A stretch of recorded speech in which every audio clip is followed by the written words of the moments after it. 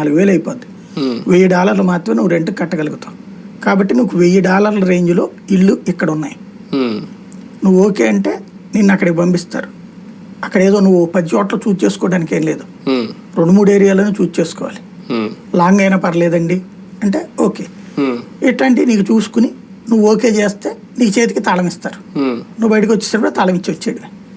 Simple. ఇక్కడ ఇంకోటి ఆ ఇల్లు కూడా ఎట్టుంటాయి, మనకు మళ్ళీ ఇండివిజువల్ హౌసెస్ విశాలమైన ఏముండవు. ఇప్పుడు ఒక అపార్ట్మెంట్ కట్టారనుకోండి, 10 ఎకరాల్లో మనకి ఇక్కడ ఏం చేస్తున్నారు ఈ మధ్యన టౌన్షిప్స్ లాగా కడుతున్నారు.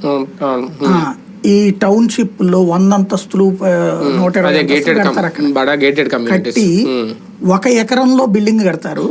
ముందు 10 ఎకరాలు ఖాళీగా ఉంచుతారు. అక్కడ నీళ్లు, చిన్న సైజు చెరువు లాగా ఉంచుతారు, గ్రీనరీ ఉంచుతారు, పూలు ఉంచుతారు. ఏది ముట్టుకోకూడదు.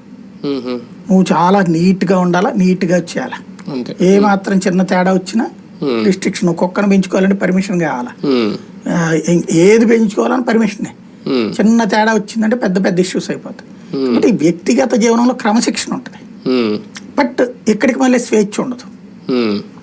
అక్కడ నీ కరప్షన్ ఉండదు. అంటే ఫర్ ఎగ్జాంపుల్ మనం అక్కడ ఏదైనా వ్యాపారం పెడదాం అనుకున్నాం ఓ 100 కోట్ల రూపాయలతో. ఈ 100 కోట్లు నీ దేశం నుంచి మనం ఇక్కడి నుంచి తీసుకెళ్ళినట్టు అఫీషియల్ ఉండాలి. మన బ్యాంకులో ఉందంటే అఫీషియలే కదా. మనం అక్కడ పెట్టుకుంటాం అనుకున్నారు అనుకోండి, ఇక వాడు అడగడు నువ్వు మీ దేశంలో మర్డర్లు చేసి తెచ్చావా, ఇంకోటి చేసి తెచ్చావని. 100 కోట్లు ఉన్నాయంటే నువ్వేం పెడతావు? హోటల్ పెడతాను. అక్కడ ఉన్న హోటల్ వాళ్ళని చూపెడతాడు నీకు. నువ్వు